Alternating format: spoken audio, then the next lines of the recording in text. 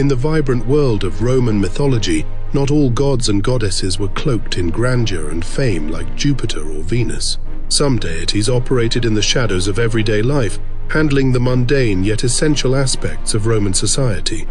These obscure gods played a unique role, embodying the Romans' deeply pragmatic approach to their faith, a belief that even the most unremarkable facets of life were sacred enough to warrant divine protection.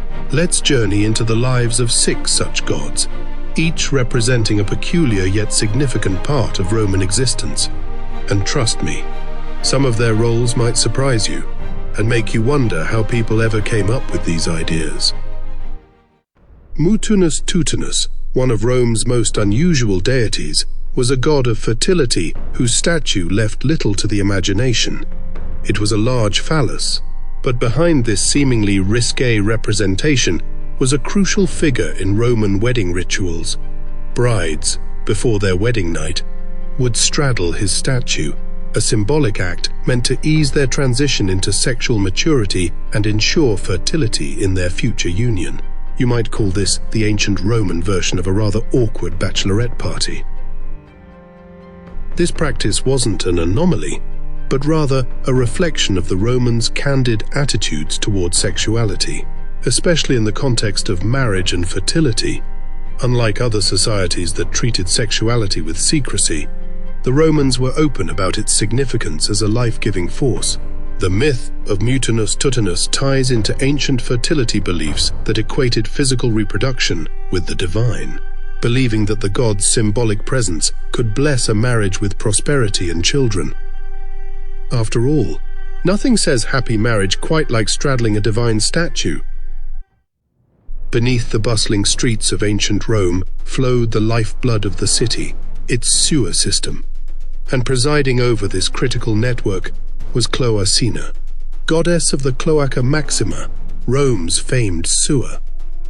While other civilizations might have ignored the dirty work of sanitation, the Romans revered it, elevating Cloacina to divine status. She ensured the city's cleanliness and guarded against disease outbreaks by keeping the system flowing smoothly. It's safe to say she really knew how to clean up her act. Cloacina's temple, a small yet significant shrine near the Forum, was a place of quiet reverence. Citizens would offer prayers to her, particularly during times of flooding or when disease threatened the population.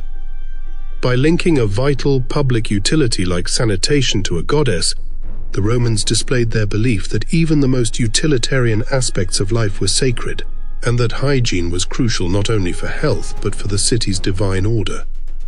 After all, in a city that big, you definitely don't want your sewer goddess taking a day off. The fields of ancient Rome were a battleground between the forces of nature and the farmers who depended on successful harvests. Robigus, the god of wheat rust and crop disease, was called upon during the Robigalia festival, where red dogs and sheep were sacrificed in his honor. This annual springtime festival aimed to protect the year's crops from blight, a real and persistent fear in an agrarian society. So yes, they believed the key to a successful harvest was sacrificing a red dog, because clearly dogs had a reputation as expert farmers, right? The red dog sacrifice was symbolic of Robigus's wrath and the blood price needed to keep it at bay. Wheat rust was a serious threat to the livelihood of farmers. The god's domain over such a vital area of life underscores the Roman mindset that divine intervention could affect even the most specific of problems. The Robigalia was not just a festival, it was a matter of survival for the Roman agricultural economy. After all, if the crops failed, it wasn't just the farmers who'd go hungry, it'd be everyone. While crops were vital, livestock formed the backbone of Roman agrarian society, and protecting these precious animals from parasites was the job of Verminus, the god of cattle worms and other pests. Romans believed that by appeasing Verminus, their cattle could be spared from illness and infestation, ensuring the health of their herds. I guess when your cows are at risk of being overrun by worms, a little divine help seems like the best plan, because what's scarier than worms in your steak? Rituals to Verminus were held in rural areas, where farmers would offer prayers and sacrifices in the hopes that their livestock would remain healthy and productive. Romans saw the health of their animals as a divine blessing, and Verminus stood as a reminder of the intricate relationship between the gods and the agricultural world. Without his protection, the livestock essential to daily life would wither under the onslaught of disease. And with a name like Verminus, you'd better believe he knew a thing or two about bugs. Cardea, though lesser known, played an essential role in every Roman household. As the goddess of hinges and doorways, she was the first line of defense against evil spirits. Doorways, often seen as portals between the mortal world and the supernatural, required divine protection. It was Cardea who ensured that the threshold, both a literal and symbolic boundary, remained secure. It's like having a divine bouncer for your front door. No spirits, then no entry. Rituals to Cardea involved the anointing of doorways and hinges with sacred substances, often coinciding with important festivals or rites of passage. Romans placed great importance on the entryways to their homes, believing that any breach of this boundary could invite misfortune. Cardea's vigilant guardianship highlights how Romans found the divine in the most practical aspects of daily life, from the grand temples to the humble doorway. So, next time your door squeaks, just remember, you could always ask Cardea for a little help with that hinge. Even the dirt of Roman fields had its deity. Sterculius, the god of manure and fertilization, was honored as the one who helped rejuvenate the land, turning waste into life-giving nutrients. His association with agriculture speaks to the Romans' understanding of nature's cycles. They recognized that life arose from death and decay, that the refuse of society had a role to play in sustaining the land. Yes, that's right, even poop had a god. If you've ever felt like your job involves shoveling, let's just say Sterculius had you beat.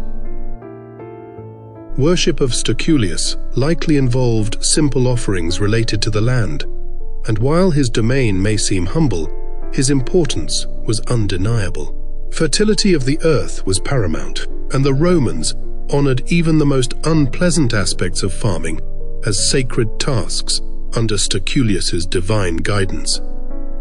It's a dirty job, but somebody's got to do it. Thankfully, Sterculius had things under control.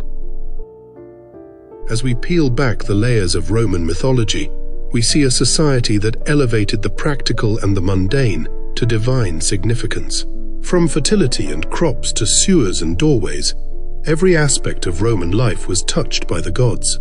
These deities reveal the Roman approach to faith. No matter how humble the task, it was worthy of divine attention. In a world where even manure had a god, the Romans showcased a religion deeply intertwined with the rhythms of daily life, celebrating the sacredness in everything from birth to harvest, from the home to the fields. Through these obscure deities, we glimpse a Roman belief system that was as much about pragmatism as it was about piety, grounding their spirituality in the practical realities of existence.